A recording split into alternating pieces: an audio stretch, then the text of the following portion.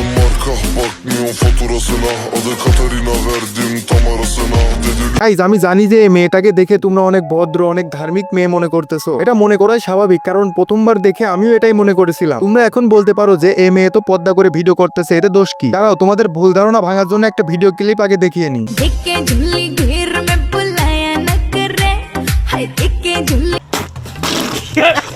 কি তোমরা কি অবাক হয়ে গেলে? এখানে অবাক হওয়ার কিছু নেই, টিকটকার মানেই তো গাইস। তোমরা কি বলতে পারবে এভাবে একজনের ভিডিও বানানোর কারণ কি? না বলতে পারলে থাক, আমি তোমাদেরকে বলে দিচ্ছি। এই দেখো, এটা হলো তার পর্দা করার ভিডিও। এই ভিডিওতে শুধু লাইক কমেন্ট এবং ভিউটা দেখো। তারপর সে যখন অশ্লীল ভিডিও বানায় তার ভিউ এবং লাইক কমেন্ট দেখো। এখন তোমরাই বলো এরা কি করবে? এসব খানকি মাগিরা যখন ভিউ পায় না তখন তারা উলঙ্গ হতেও দ্বিধাবোধ করে না, আর যখন তাদের চ্যানেলে ভিউ থাকবে না তখন তারা টাকাও ইনকাম করতে পারবে না। তার মানে গাইজ আমরা এখান থেকে কি বুঝতে পারলাম? এসব খানকি মাগি টাকার জন্য সবকিছুই করতে পারে। এসব খানকি মাগিদের শাওয়ার ভিতর ঘুরার মেশিন ঢুকিয়ে দেওয়া উচিত। ঘুরার মেশিন যদি একবারও শাওয়ারে ঢুকানো যায় তাহলে ওর গাল দিয়ে বের হবে মেশিনটা। তখন সে বুঝতে পারবে এটা কি সে ঠিক করতেছে নাকি ভুল করতেছে। না মানে এসব কাজ কাম করার মানে কি রে ভাই? না ভাই, তুই চিন্তা কর, তুই একটা মেয়ে, তুই কেন এইসব ভিডিও বানাবি? তুই থাকবি পর্দায়। তুই কি তোর দেহ পাবলিককে দেখায় অনেক মজা পাস? তা না হলে তুই তো এইসব ভিডিও করবি না। আচ্ছা, তোর যেহেতু এতই শখ যে মানুষের সামনে তোর বডিকে শো করার, তাহলে তুই টিকটকে কেন? তুই ক্রমে যা, সেখানে গিয়ে তুই সুদাসুদির ভিডিও আপলোড কর। তুই টিকটকে অশ্লীল ভিডিও কেন আপলোড দিবি? তোর মতো খানকি মাগিদের জন্য পদ্মাশীল মেয়েদের দিকে মানুষ আঙ্গুল তোলে। আচ্ছা, তুই যদি আমার এই ভিডিওটা দেখে থাকিস তাহলে তুই আমার একটা জিনিস বুঝা যে এইভাবে অশ্লীল ভিডিও বানিয়ে তুই কি মজাটা পাস। আচ্ছা, কেউ আমাকে একটা জিনিস বুঝাও যে দুনিয়া থেকে এত কিছু বিলুপ্ত হচ্ছে কিন্তু এসব খানকি মাগি কেন বিলুপ্ত হচ্ছে না?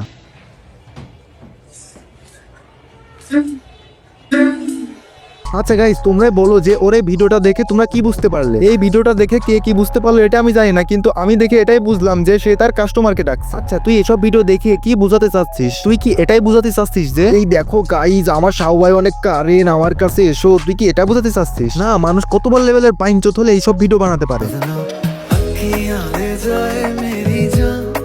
ও ভাই সাহ, বাপুর মন দুটো দেখেছো কত বড়। গাইস, তোমরা কি এই ভিডিওটা দেখে কিছু বুঝতে পারলে যে মেয়ে অনেক ধার্মিক, মেয়ে অনেক পদ্মাশীল। সে তার পুটকি দেখাবে কিন্তু তার ফেস দেখাবে না। আচ্ছা, সবাই বলে না যে টিকটকারদের মাথার বুদ্ধি পাছায় আর পাছার বুদ্ধি মাথায় থাকে, এটা আসলে সত্যি কথা। এটা বললাম তার কারণ কি জানো? একজন সুস্থ মস্তিষ্কের মানুষ তো এসব কাজ করতে পারে না, কারণ সে জানে কোনটা ঠিক আর কোনটা বেঠিক।